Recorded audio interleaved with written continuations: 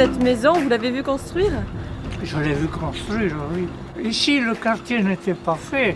Il n'y avait même pas les routes où elles étaient tracées, mais il n'y avait pratiquement pas de maison. Le quartier, c'est nous qui l'avons. On a fait les routes, on a fait un peu tout. J'ai inauguré la maison en 1955. L'idée des castors, c'est une idée qui vient par la force des choses. On est à la sortie de la Deuxième Guerre mondiale, fin des années 40, avec une crise du logement énorme. Et donc des gens de milieux modestes, militants pour certains, se réunissent pour envisager un projet de construction pour accéder à des logements salubres et, dans le cas précis, à la propriété. Ils se groupent avec le principe que tout seul on n'est rien et regroupé on a une force et une efficacité. Et ils construisent un projet d'abord et ensuite ils construisent les maisons avec leur force de travail. Alors chacun apporte ce qu'il peut, parce qu'on verra qu'il y a des ouvriers du bâtiment, il y a des ouvriers de l'industrie, de la métallurgie. Notamment à Bayonne, il y a pas mal d'employés de chez Breguet, d'Assaut aujourd'hui. Ils apporteront un certain nombre d'heures par mois pour contribuer à l'édification, à la construction de ces maisons. Je suis là depuis 60 ans, 59 ans exactement. Je suis arrivée avec mon garçon qui avait 7 ans et ma fille qui avait 40 jours. Mon mari faisait tant d'heures par jour. Et c'est eux qui ont fait toutes les canalisations et tout ça. Maintenant, c'est tout machine. Avant, c'est tout à la pierre. Ils creusaient maintenant, comme ils vont creuser là, eux, ils creusaient tout à l'outillage. Rien n'a été fait avec mécanique. Tout, c'était avec les trucs, les wagonnets, vous savez, qu'on roulait dans les rails autrefois.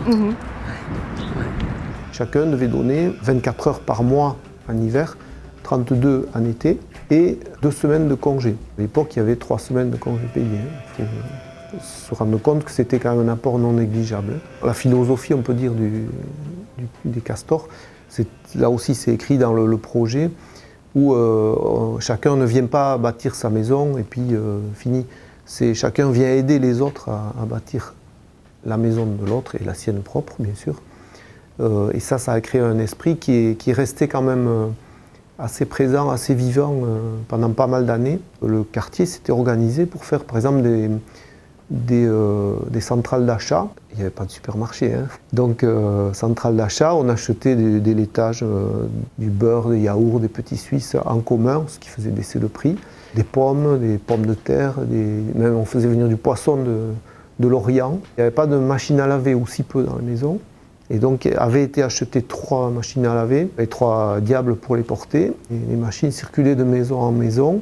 Maintenant, ils ont construit. C'était une ferme autrefois. Et là, on allait, donc il y avait la télévision, il y avait le billard. Et ils jouaient aux cartes aussi, quoi. Des choses dont on se souvient. Surtout quand on a fait partie de ceux qui ont eu la télé en dernier. On l'a dit, c'était beaucoup d'ouvriers, d'employés de petits salaires, puisqu'ils ne rêvaient même pas construire avant que ce projet existe. Et ils sont devenus propriétaires, mais avec des revenus très très modestes. Personne n'avait un apport personnel comme on exige aujourd'hui pour construire. C'est quelque chose de certainement d'impensable aujourd'hui. Le terrain donc, de la cité des Castors, il est situé sur la nationale 10, en allant de Bayonne vers Anglette, à hauteur de l'église Saint-Amand et en face du collège Villapia. Quelqu'un avait fait don de ce terrain à l'évêché, qui ensuite l'a rétrocédé, alors moyennant des finances et de longues palabres, à la toute nouvelle association qui s'était créée pour l'occasion. Association qui est devenue très vite le COL, le comité ouvrier du logement, et qui est devenu très vite après une société de construction de logements sociaux et qui continue de vivre aujourd'hui avec beaucoup de réalisations.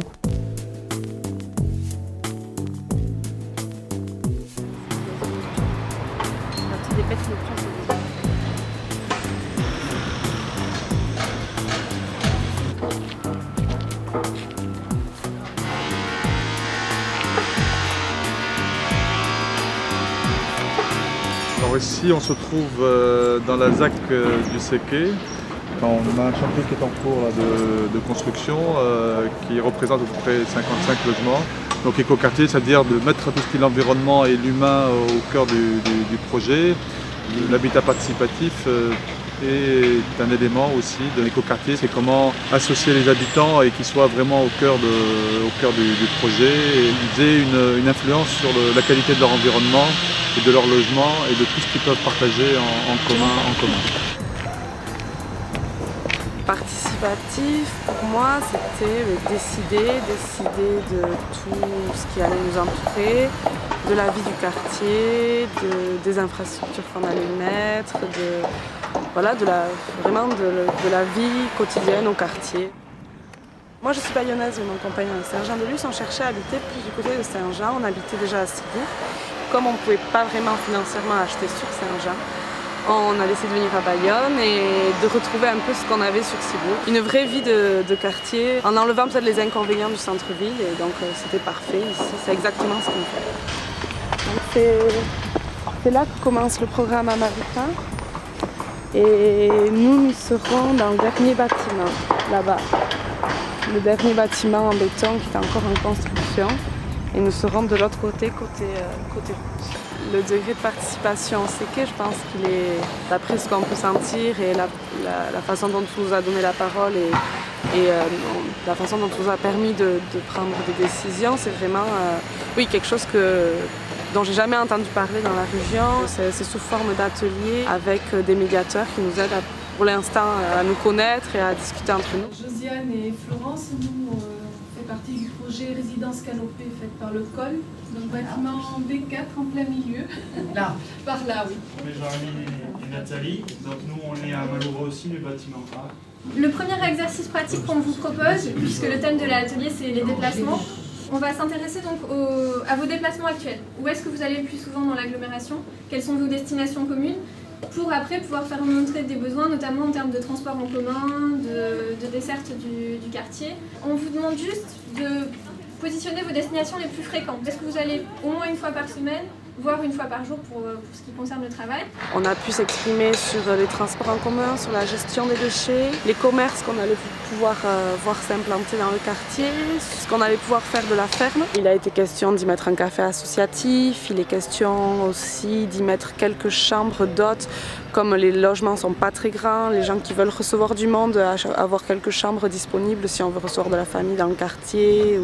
Donc on a parlé de ça, on a parlé d'y mettre la crèche. On ne sait pas encore trop. On est en pourparlers entre nous, on discute et on verra.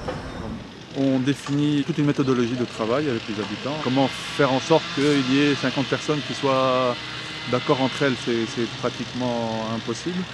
Donc il y a des règles très démocratiques en fait. Il y a des systèmes de vote, des systèmes de majorité qui font qu'il y a des choix qui se font de manière collective. C'est un peu ça, un peu le lien par rapport au Castor.